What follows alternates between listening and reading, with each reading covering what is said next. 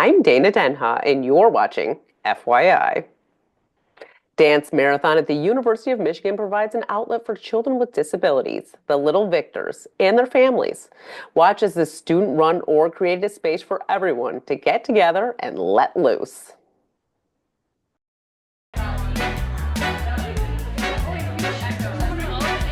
Today we're here at the Little Victors Formal. It's a partnership between Dance Marathon and the University of Michigan and Mott Children's Hospital. So it's just a fun event to get some families and our DMUM members out and about, give us the opportunity to dress up similar to, like prom or a wedding. Especially these kids can struggle, and so this is somewhere that they can go and just relax and have fun. We have some scavenger hunt booths and hair tinsel and bracelet making, playing games, wide assortment of things. We have our therapists, some of our therapists here too, so Sophie's Place, which is music therapy, and then Mott Arcade, which is a bunch of video games. Silent disco is an activity where you can put on headphones and you'll be listening to music simultaneously with a lot of other individuals, but nobody else can hear unless you have the headphones on. And so it's just super fun to be a little bit less stimulating of not having music blaring, and you can turn it up however loud of a volume you want. Events like this are just a great way to get the kids to meet our members and allow us to meet them and kind of hang out with them. The Little Victors feel like they have a place in a community, and as well as the DMUM families, and making sure that they feel at home when they're at our events. I'm just thankful for DMUM and all the work that these students put in to make fun things for our family. We really are making a difference, and the things that we are doing are really influential. I love DMUM. It's one of the biggest parts of my college experience, and if you ask any single DMUM member, I am sure that that would be their response as well. For more on this organization making a difference where we live, visit dmum.org. Stay tuned, and we'll be back with more in exactly 30 seconds.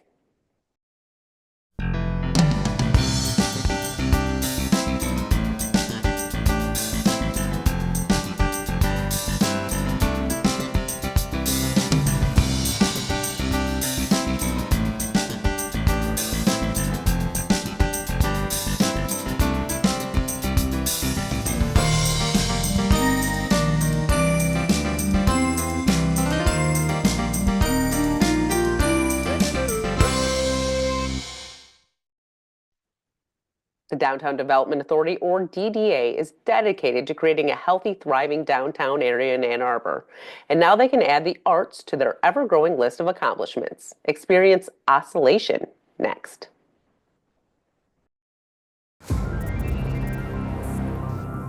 The Elevate program is the Ann Arbor DDA's first public art and placemaking program. The whole goal of the program is to provide kind of an enhanced experience for everybody who comes downtown. So to give something for people of all ages, to look at, to interact with. Oscillation is a temporary light and sound installation. These large interactive crystals that react to movement and sound. So for people who are in Liberty Plaza, if you're dancing or talking with your friends, the crystals react to that movement and that sound. The next project that we're really excited about, and we think the community will be excited about, is we have David Zinn doing a scavenger hunt downtown. So this spring, David will be doing 10 installations. Come downtown and see this project and all of our projects and all of our businesses and just all of the great things. Oscillation will be on view at Liberty Plaza through March 16th. For more, visit a2dda.org/elevate. Distracted driving has serious consequences and can alter the lives of many. There are laws in place to keep everyone sharing the roads safe from distraction. Learn about the laws from the AAPD in this month's City Roundup.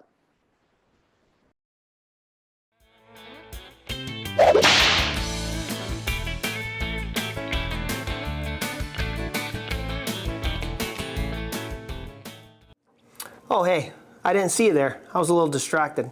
I was just catching up on some reading. It's the Michigan Motor Vehicle Code. There's some really good stuff in this book. But anyways, speaking about being distracted, I'm Officer John Gilby from the Ann Arbor Police Department. And if you have a minute, I'd like to talk to you about the dangers of distracted driving. Did you know that last year alone there were more than 15,000 crashes caused by distracted driving?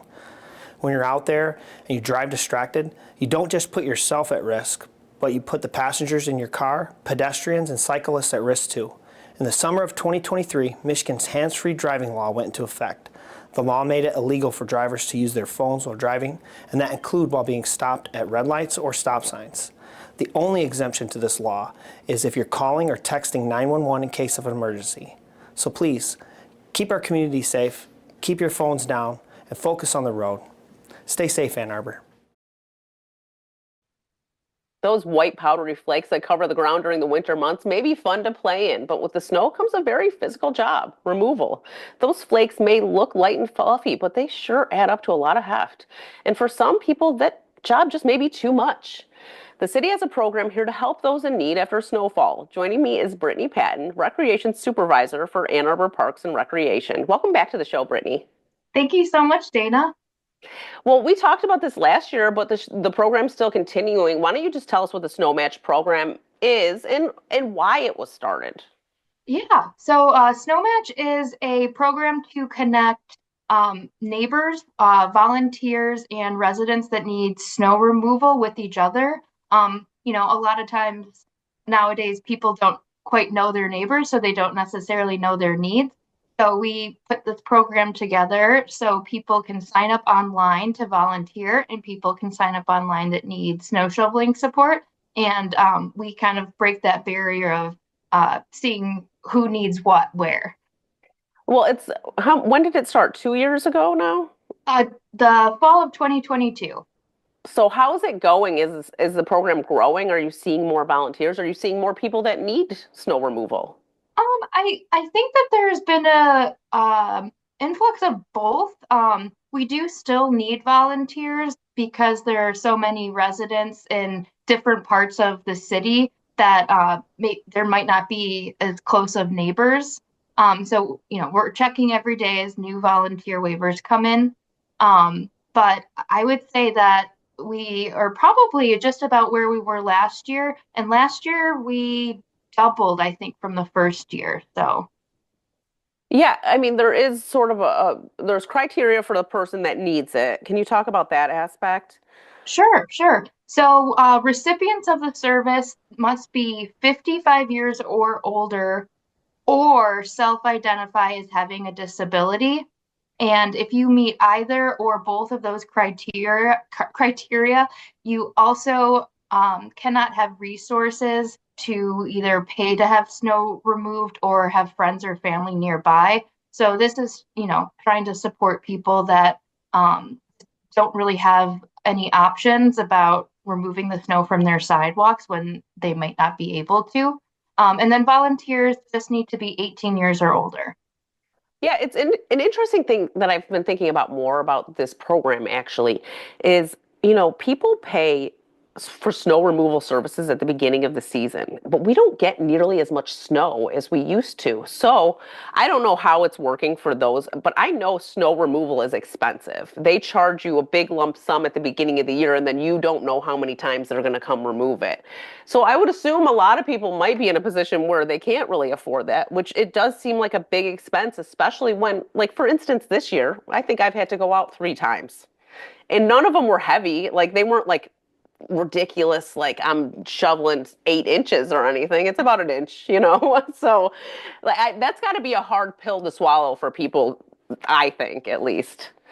Yeah, I mean, it's taking some independence of owning a home. You might not be able to take care of it the way that you used to. And imagine how much stress that is, thinking about when the next snowstorm is going to come and you just don't have the means to be able to get it cleared. And especially when there's tickets and citations for not having sidewalks cleared, that can bring a lot of stress in the winter time. Yeah, and what is that? So the city has their own sort of rules in place for a snowfall. How much snow does it have to be for you to be required to get out to remove it before someone could potentially ticket you? I'm not exactly sure the requirement. I would suspect that 1 inch That's or what I've always thought. And that's sort of what I go by as a resident of Ann Arbor. If it's an inch or more, I'm like, I got to get out there within that 24-hour time frame. right, right. And the whole purpose of the program is to make sidewalks safe for pedestrians and kids walking to school, postal workers. So if the snow is at a point where it's going to be slippery and you don't have traction, then that would be the time to shovel. We do introductions between the volunteer and the recipient off the bat, and so we can help answer those questions on a case by case. But usually, it's residents are really good about communicating that with their volunteers, just what the expectations are. Yeah, I mean, you're right though. If you don't remove it, I always think about the mail carrier. I'm always worried about the mail because I'm like, he's out there every day, no matter what, he's going to be delivering the mail. So that's like one of my main things is like, I want to get out there before he shows up because I don't want anything to happen to him. Even though he will like walk across the grass, they still have to walk on your cement to get to your mailbox. They walk across your driveway, regardless of how they approach the way they deliver the mail. So I think that's always my number one thought is like, I don't want anything to happen to George, you know? Definitely, and my steps are icy. I want to get out there first thing so that they can thaw by the time they get there. Yes. I mean, and I live on a court, so we don't have as much traffic on our sidewalk, but he is like, but we have people that walk their dogs every day and stuff, and elderly. A lot of elderly people have dogs as companions that they have to take out and walk. And they would be like probably most likely the people to fall when you're not clearing your ice. Right. Yeah. Talk about, so you said you have to be 18 to be a volunteer. But you also make sure that it's sort of convenient for the person. Like you mentioned, some people, you have harder time filling that slot for people that live in areas of town that don't have as many neighbors and stuff. So what's that radius of how far the volunteer would go? And could they maybe be like, I'll go to the west side of town? I mean, would that be an option for them? So, the purpose of the program is clearing sidewalks for safety. And so in a snowstorm, we don't want to encourage people to get in their cars to drive to shovel people's sidewalks. So the way that we have it set up is we match neighbors, a volunteer with a recipient that's within roughly a half-mile radius of the volunteer. And so we kind of measure that as like a 10-minute walk.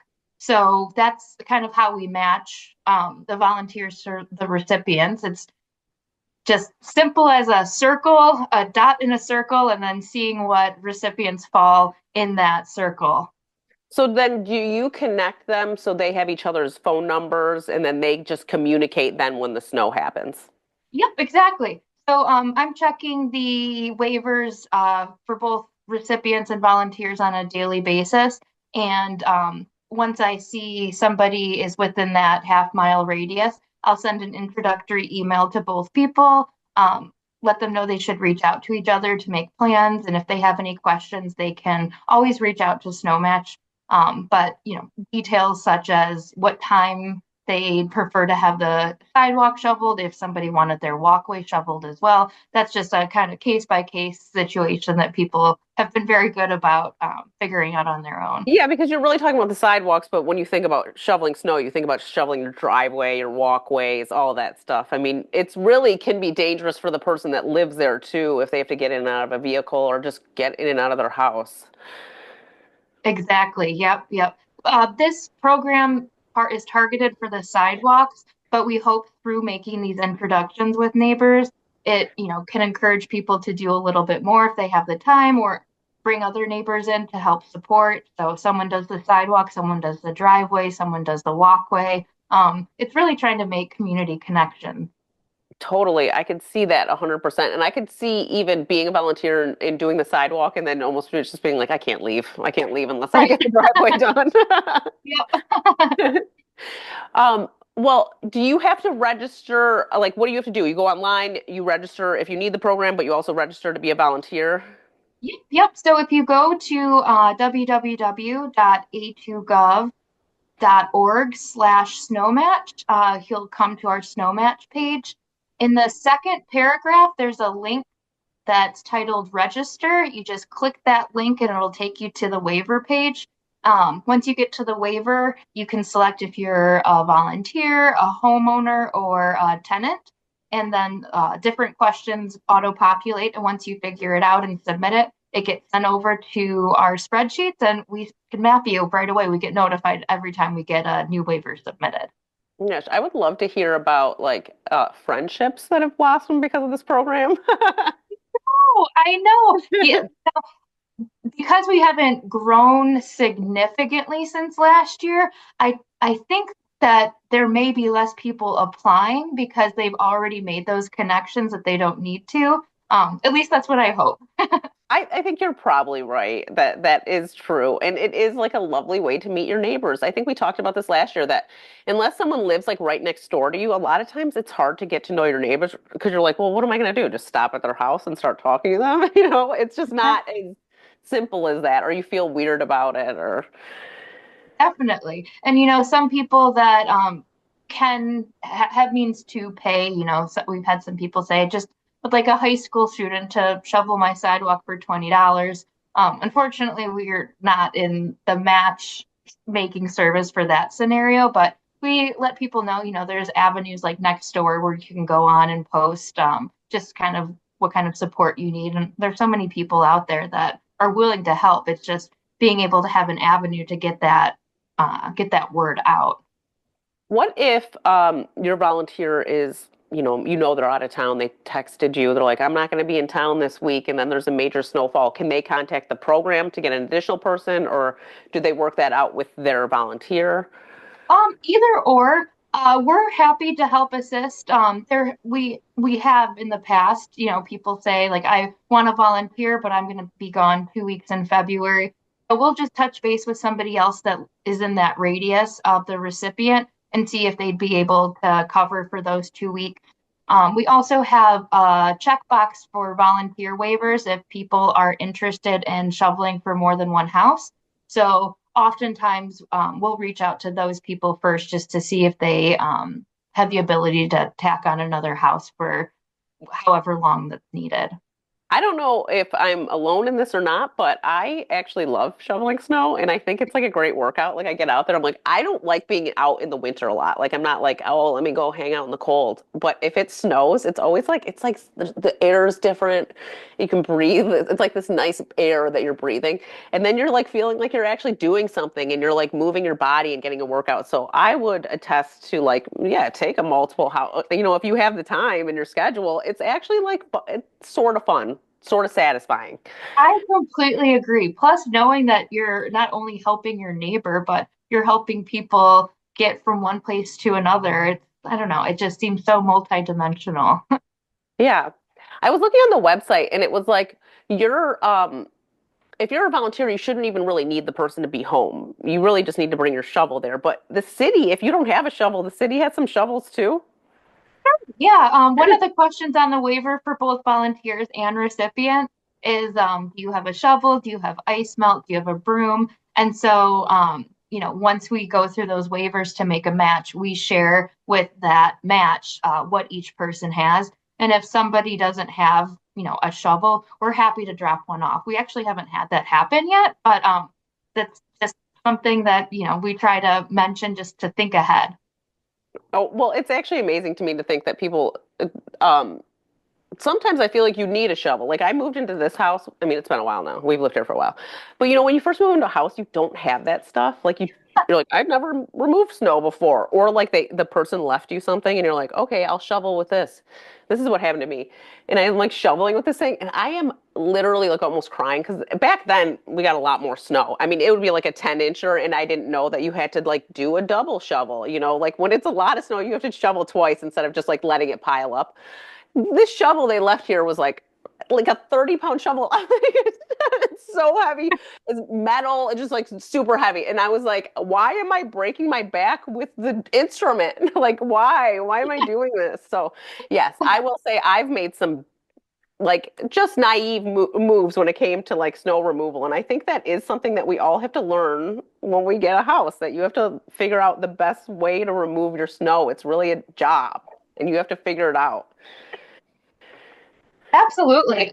There's actually been a couple of people that sign up for services and they have snow blowers. So that's something that I'll note on my spreadsheet. And when I make the introduction, say, so and so has a snow blower that you're welcome to use if you'd like. So we really try to take all of those details into consideration. Well, before we go, why don't you say why people should, if they meet the criteria, take part in the program, if they can't remove their own snow and don't have the means to do so, or the other side of it where you're helping your neighbors and probably feeling pretty satisfactory and after. Yeah, well, safety is the number one priority. So maintaining safer sidewalks, alleviating that stress for people that don't have options when the snow does start to fall, giving back and fostering kindness in our community, which there's, can never be short of. And then meeting someone new that lives right around the corner.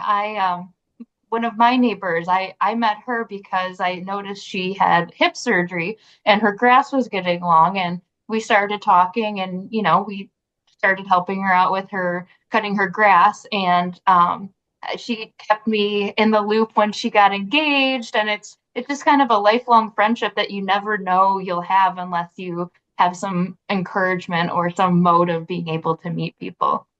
Well, Brittany, you're such a good neighbor. I wish you were my neighbor.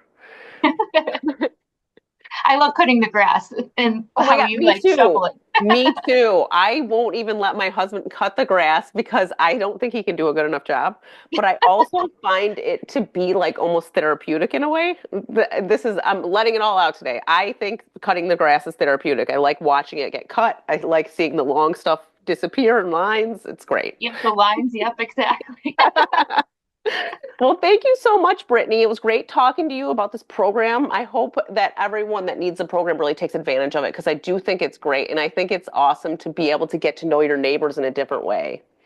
I couldn't agree more. And as I said, we need more volunteers. So sign up if you have, stipulations with your schedule, we can work around it. It'll just be a great experience getting exposed to some people in your neighborhood. And, when summertime comes, you might be sitting on each other's back porch. For more on this and other programs, visit a2gov.org/CTN. Visit youtube.com/CTN Ann Arbor to see all that we have to offer. And remember to like, subscribe, and ring that notification. Thanks for watching and tune in next time to FYI.